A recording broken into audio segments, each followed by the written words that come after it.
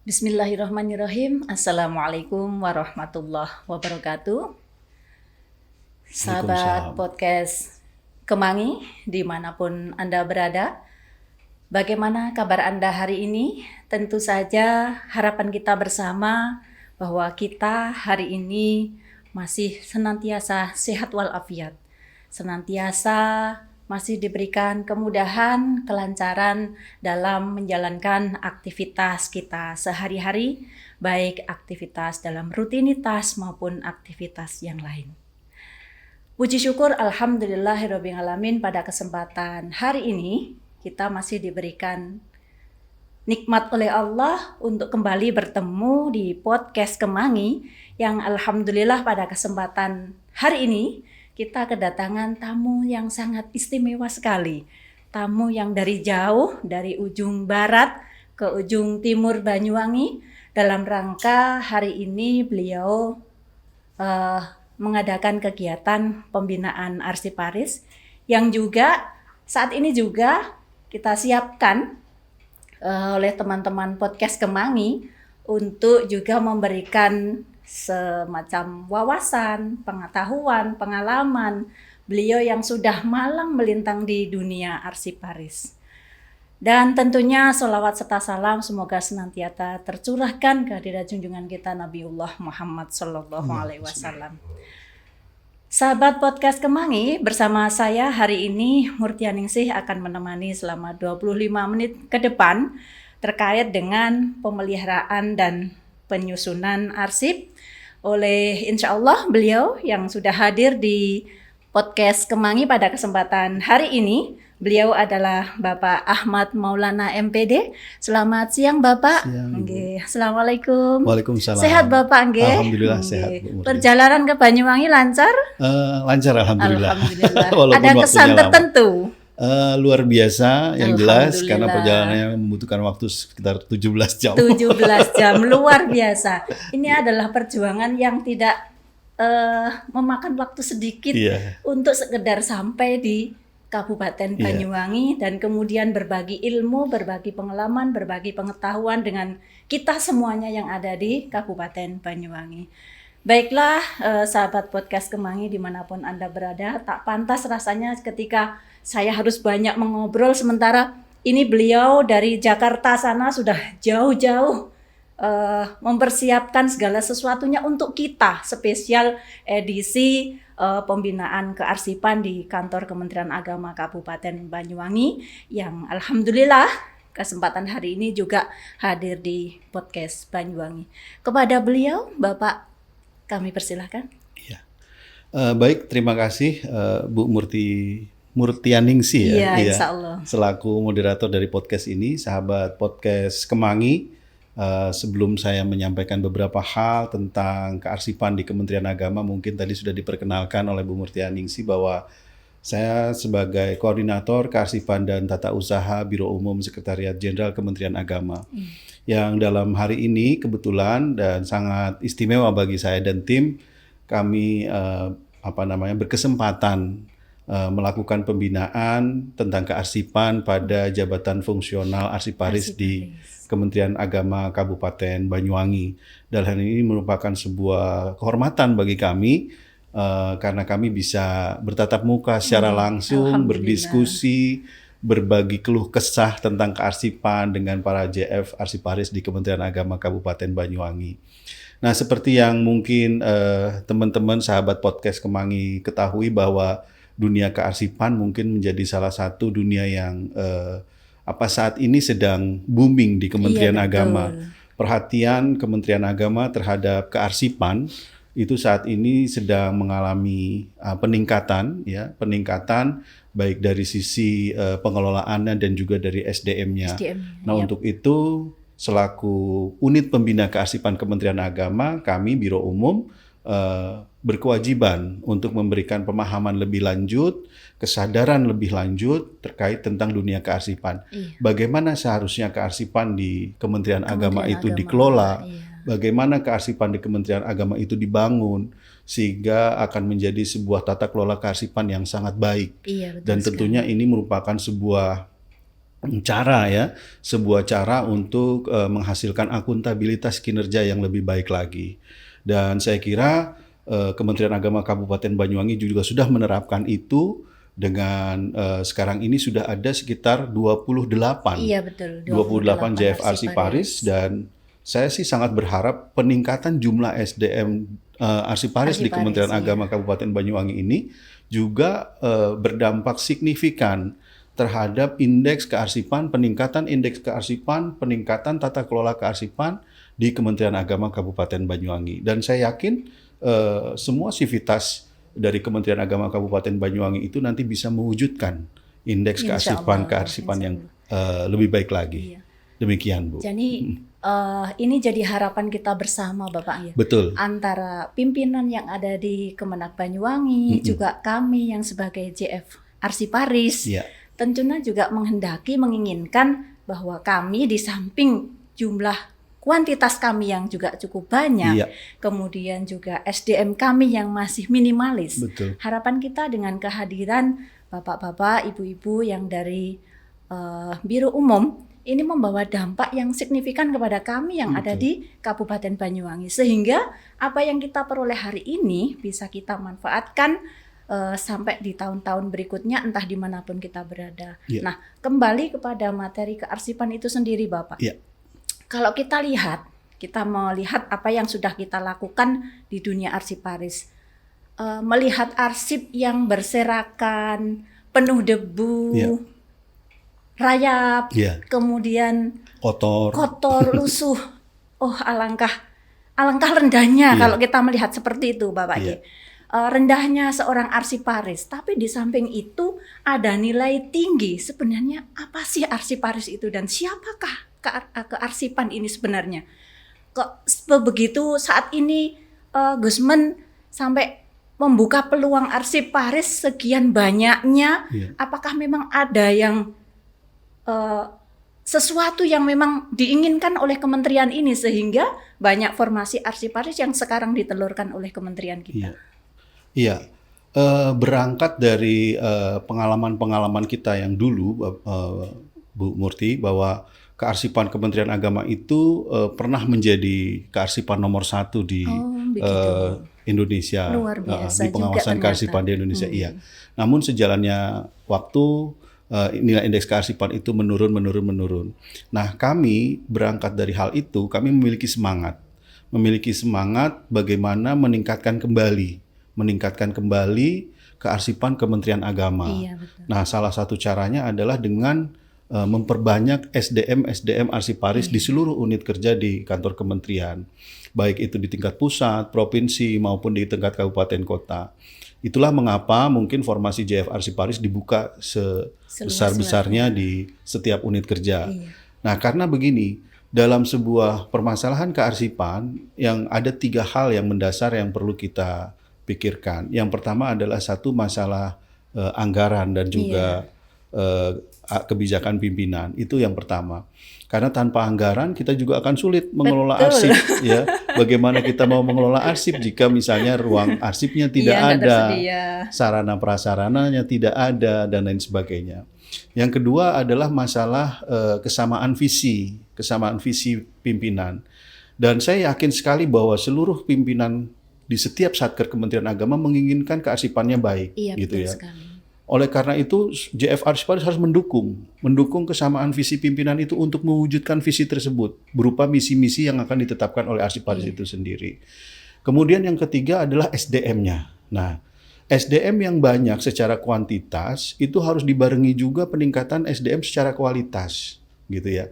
Jadi peningkatan pengetahuan, pemahaman, kompetensi pada JF Arsiparis itu diperlukan, gitu. Nah, kenapa seperti itu? Karena tanpa arsiparis yang handal, tanpa arsiparis yang berkompeten, itu sangat sulit mewujudkan kearsipan yang bertata kelola baik. Nah, saya sangat berharap ketiga permasalahan ini dapat diurai satu persatu, kemudian diselesaikan satu persatu dan diramu menjadi sebuah solusi yang tepat bagi kearsipan Kementerian Agama, khususnya di Kementerian Agama Kabupaten Banyuwangi. Demikian. Terus ini Bapak ya, beberapa saat yang lalu kita pernah sama teman-teman JF Arsiparis ini membongkar arsip yang ada di gudang ya. Iya. Kita temukan arsip itu sudah tergeletak, tertulis tahun 10 tahun yang lalu lebih bahkan ya. Nah, ini sebenarnya pemeliharaan arsip ini seharusnya bagaimana sih? Apa memang ada arsip tertentu yang memang harus kita arsipkan sepanjang hayat, atau memang arsip ini cukup kita biarkan, ya sudah biar aja di gudang, nanti suatu saat dibutuhkan ada, sementara yang lain bisa disusutkan atau gimana Bapak? Ya. Baik, berbicara tentang arsip itu sebetulnya bukan hanya mengikat pada seorang JF Arsiparis, karena setiap penciptaan arsip belum tentu 100% melibatkan arsiparis. Oh begitu ya. Artinya ada juga penciptaan arsip yang sebetulnya diciptakan oleh bukan arsiparis, kan iya, gitu. tentunya yang menciptakan bukan arsiparis. Betul. Sehingga kedua orang ini atau personil ini itu harus bersinergi antara pencipta arsip yang bukan arsiparis dengan JF Arsiparis. Begitu. Nah, sekarang kalau kita lihat dalam siklus kearsipan di dalam Undang-Undang 43 tahun 2009, siklus kearsipan itu ada 4. Siklus yang pertama adalah penciptaan. Penciptaan arsip. Nah, penciptaan arsip ini bisa melibatkan orang yang bukan arsiparis, atau bisa juga melibatkan seorang arsiparis, gitu.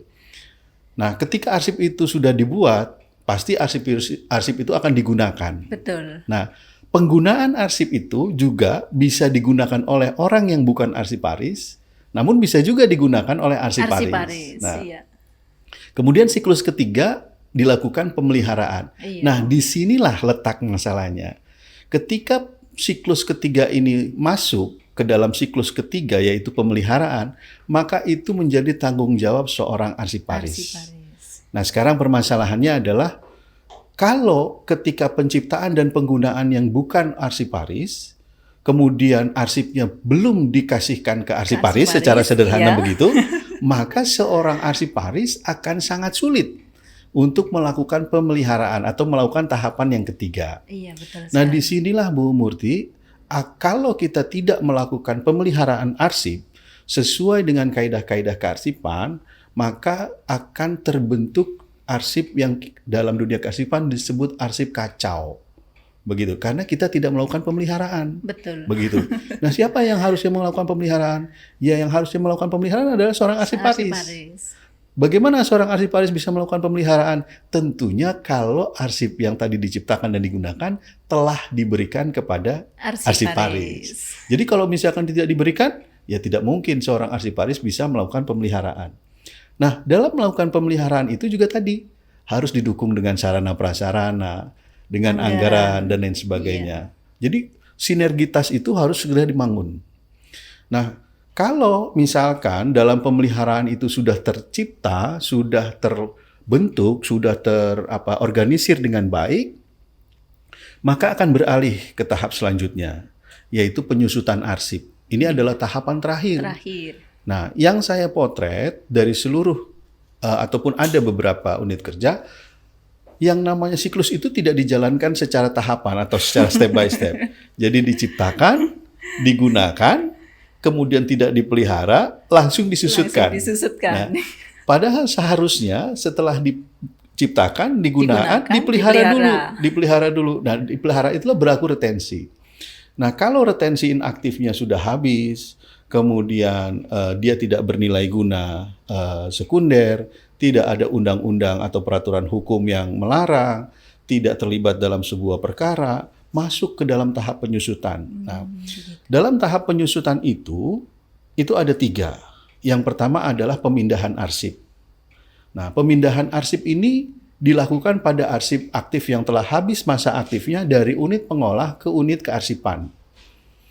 Gitu ya. Panjang ternyata prosesnya. Panjang, Bu, panjang sekali. Jadi dari mulai penciptaan, penggunaan, pemeliharaan, dan penyusutan.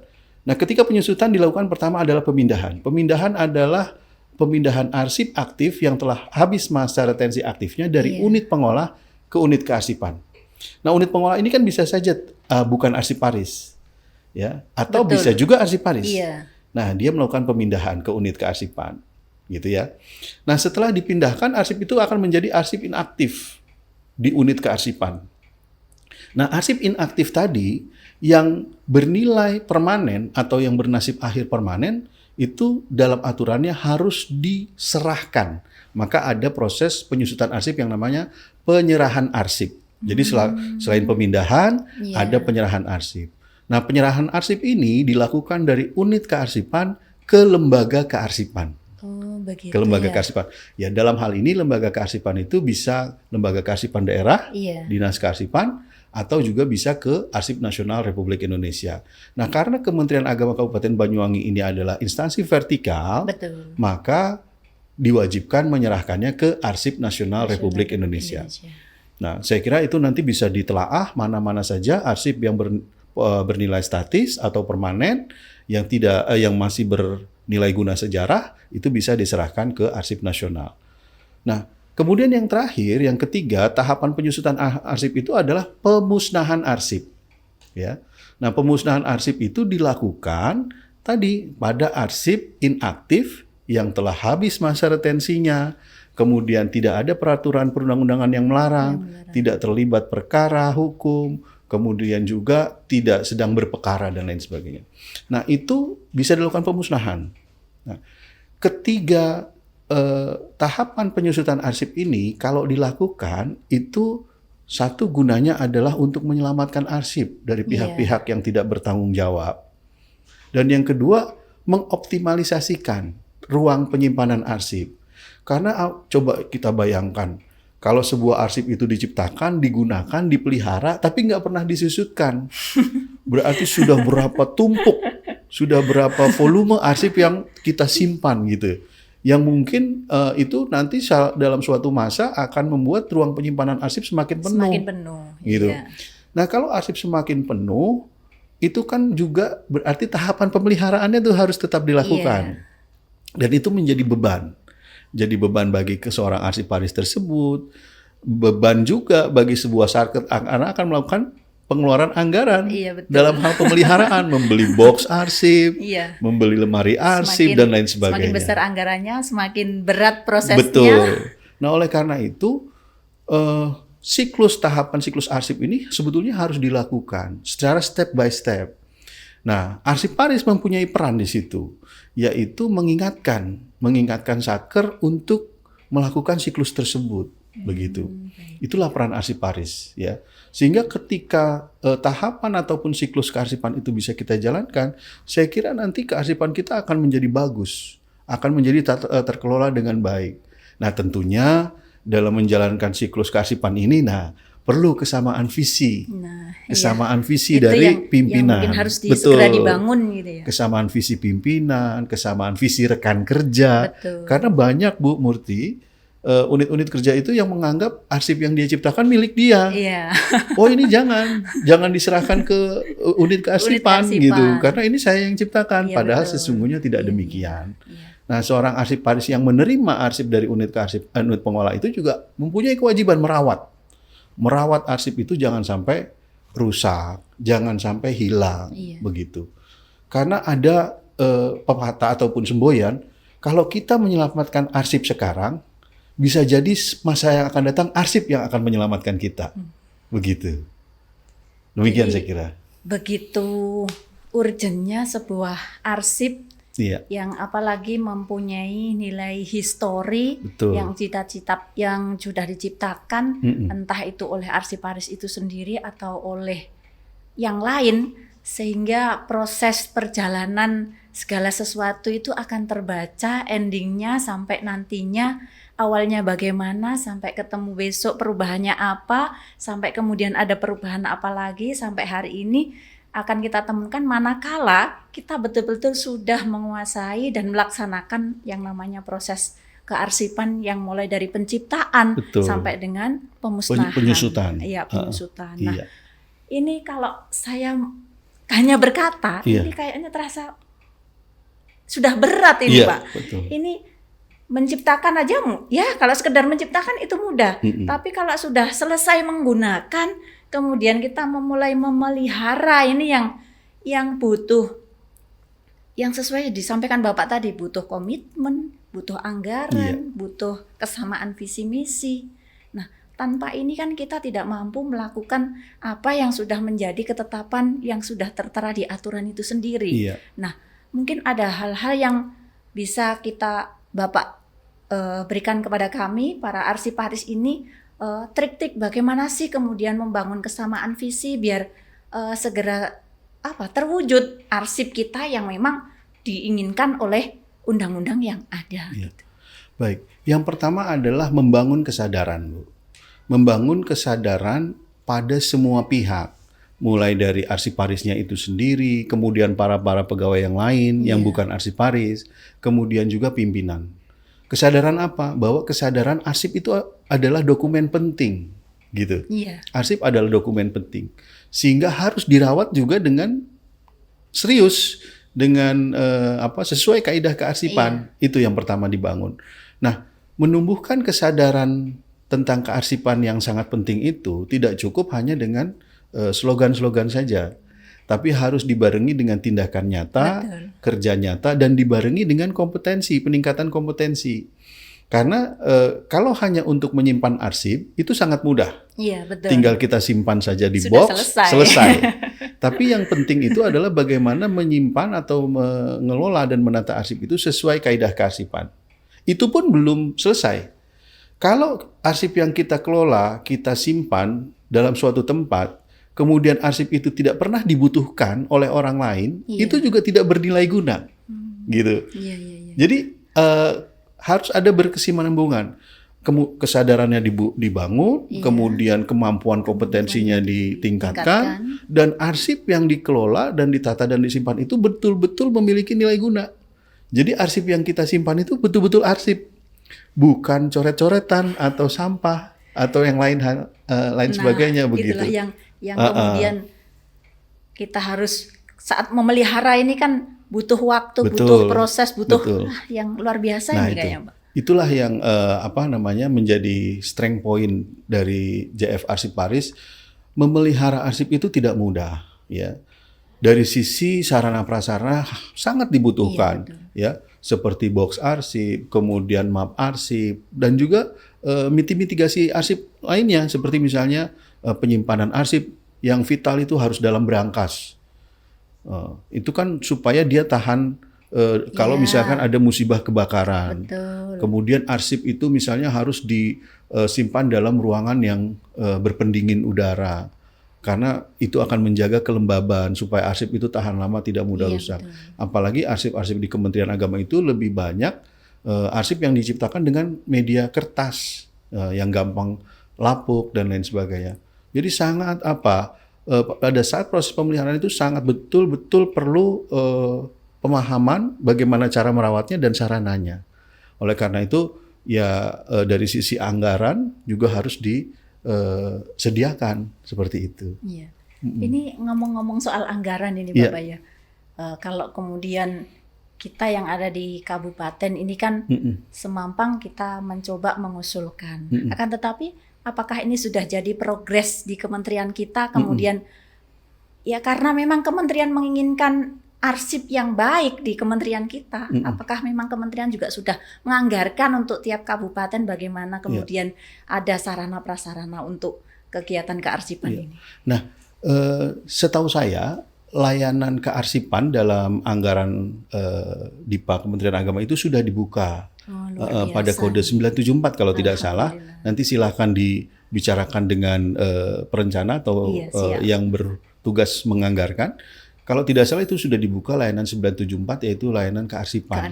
Nah mudah-mudahan itu sudah bisa diimplementasi, dianggarkan untuk kearsipan di Kementerian Agama Kabupaten Banyuwangi gitu ya. Luar biasa. Seperti jadi itu. Bukan hanya sekedar progres tapi memang ini kerja nyata. Inilah kementerian kita kan itu. Kemudian ini Bapak, dalam proses penyusutan dan pemusnahan arsip ini tentunya kita ini kan juga membutuhkan peralatan dan bahan. Kita tahu di gudang arsip kita itu sudah banyak arsip yang memang harus kita susutkan, harus kita musnahkan. Tetapi kan kita juga takut nih ketika melihat apakah ini nanti ketika kita musnahkan tidak dibutuhkan lagi atau kemudian masih ada yang mencari. Nah, peralatan apa sih yang harus kita siapkan sehingga nanti betul-betul ini arsip sudah layak untuk dimusnahkan, sudah layak untuk tidak digunakan lagi. Baik. Dalam penyusutan arsip kita harus selalu berpedoman pada Peraturan Kepala ANRI nomor 37 tahun 2016 tentang pedoman penyusutan arsip. Itu pegangannya. Mengapa harus berpedoman kepada peraturan tersebut? Karena ada sanksi ya dalam Undang-Undang 43 tahun 2009 pasal 86 itu siapapun yang melakukan penyusutan arsip tidak sesuai dengan prosedur yang ditetapkan dalam perundang-undangan, ada pidana 10 tahun penjara dan denda 500 juta. Itu yang perlu kita tekankan gitu kepada setiap orang. Nah, apa yang harus kita lakukan dalam melakukan penyusutan arsip? Yang pertama adalah kita harus membentuk SK. SK Tim Penilai Arsip. SK Tim Penilai Arsip. SK Tim Penilai Arsip itu terdiri dari pimpinan Satker, dalam hal ini pimpinan pencipta arsip sebagai ketuanya, kemudian unsur-unsur pimpinan pencipta arsipnya sama arsiparisnya yang ada di situ. Nah, setelah dibentuk SK Tim Penilai Arsip itu, nanti tim penilai arsip itu akan melakukan penilaian arsip-arsip mana yang masa retensinya sudah habis dan tidak bernilai guna lagi untuk bisa diajukan sebagai usul musnah. Nah, pada proses penilaian ini, tim penilai arsip itu harus betul-betul yakin bahwa arsip yang dimusnahkan itu adalah arsip yang sudah tidak bernilai guna, retensinya sudah habis dan tidak ada peraturan-peraturan perundang-undangan yang melarang. Nah, kalau tidak yakin ya berarti ditunda dulu gitu. Karena apa? Esensinya tadi satu, kita menyelamatkan arsip negara dari pihak-pihak yang tidak bertanggung jawab. Ada juga esensi yang kedua nih, kita akan memusnahkan bukti akuntabilitas kinerja kita yang selamanya nanti tidak akan bisa itu juga penting itu ungkit lagi gitu. Nah, oleh karena itu kita harus yakin, tim penilai itu harus yakin ketika proses penilaian arsip itulah yang betul-betul sudah masuk ke tahap pemusnahan arsip. Nah, setelah itu ada tahapan-tahapan berikutnya, ada pembuatan surat pertimbangan penilaian arsip, kemudian pengajuan usul rekomendasi pemusnahan arsip dari Kementerian Agama Kabupaten Banyuwangi ke Kanwil, kemudian ke Biro Umum, nanti Biro Umum akan ke ANRI, nanti ANRI akan mengeluarkan surat rekomendasi persetujuan pemusnahan arsip. Nah, setelah ANRI mengeluarkan surat persetujuan pemusnahan arsip, akan dibuatkan SK penetapan arsip yang akan dimusnahkan gitu oleh Kepala Kantor Kementerian Agama Kabupaten Banyuwangi dalam hal ini. Nah, baru setelah itu dilakukan pelaksanaan pemusnahannya. Betul. Nah, pemusnahannya itu bisa dilakukan dengan 3 cara, yaitu dicacah, kemudian dilakukan pulping, ataupun dilebur dengan menggunakan bahan kimia, begitu. Jadi prosedur-prosedurnya itu harus betul-betul dijalankan sesuai dengan prosedur. Nah, tidak cukup sampai di situ, tidak cukup sampai di pelaksanaan. Jadi kalau kita melakukan pelaksanaan pemusnahan arsip, tidak cukup sampai di situ saja. Dianggap sudah selesai apabila seluruh arsip yang tercipta dari hasil kegiatan pemusnahan arsip itu dianggap arsip statis. Maka harus diserahkan ke ANRI. Nah, kalau sudah diserahkan ke ANRI, barulah sudah dinyatakan selesai. Gitu. Nah, maka dari itu, dalam membentuk SK Tim Penilai Arsip, betul-betul yang masuk ke dalamnya adalah orang-orang yang tahu tentang kronologis arsip tersebut, kemudian arsiparisnya itu sendiri dalam hal menilai retensinya, seperti itu. Jadi tidak main-main dalam pemusnahan arsip itu. Ternyata tak semudah apa yang bibir ini katakan prosesnya kan gitu. Tapi jika itu semua dilakukan sesuai dengan kemampuan dan kompetensi kita, saya yakin itu mudah gitu ya, seperti itu.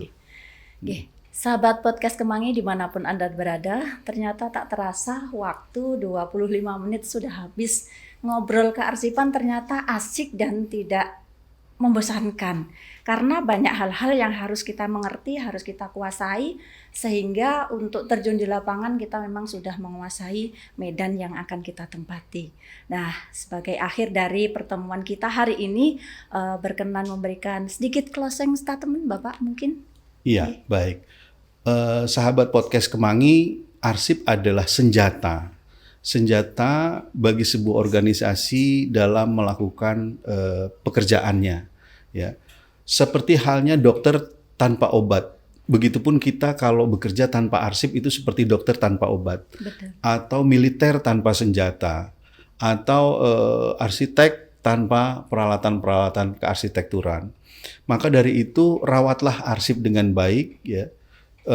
Simpan arsip dengan baik, selamatkan arsip dengan baik, karena suatu saat pasti arsip akan dapat menyelamatkan kita. Seperti itu. Sudah banyak beberapa hal, sudah banyak beberapa kasus yang sangat membutuhkan arsip. Nah, oleh karena itu, sebagai JF Arsiparis dimanapun Anda berada, harus menanamkan kesadaran bahwa arsip itu penting, sehingga arsip bisa dirawat dengan baik. Saya kira demikian. Begitu, Bu Murti. Terima kasih. Ya. Terima kasih Bapak atas pencerahan yang sudah dilakukan kepada kami, terutama JF Arsiparis yang ada di Kemenak Banyuwangi. Semoga apa yang kita obrolkan hari ini tentunya akan bermanfaat untuk langkah-langkah kita ke depan sebagai JF Arsiparis di kantor Kementerian Agama Kabupaten Banyuwangi. Dan kayaknya kita harus segera undur diri nih Pak, karena kita juga dibatasi oleh waktu. Baik. Dan sekali lagi kami mengucapkan terima kasih. Sama-sama, Ibu Kami ucapkan Murti. bila nanti berkenan, singgahlah di Banyuwangi yang tadi disampaikan bahwa Banyuwangi ini kalau sudah datang, kita enggan untuk pulang kayak gitu. Baik, baik. Jadi semoga kerasan. Amin. Dan kapan lain hari bisa main ke Banyuwangi lagi Amin, bersama menemani kami JF Arsiparis yang ada di Amin. Kabupaten Banyuwangi. Baiklah sahabat podcast Kemangi, demikian dari kami, saya Murtianingsih dan beliau Bapak Ahmad Maulana, mohon izin undur diri dan wallahul muwaffiq ila aqwamit thoriq. Assalamualaikum warahmatullahi wabarakatuh. Salam Arsiparis. Waalaikumsalam warahmatullahi wabarakatuh.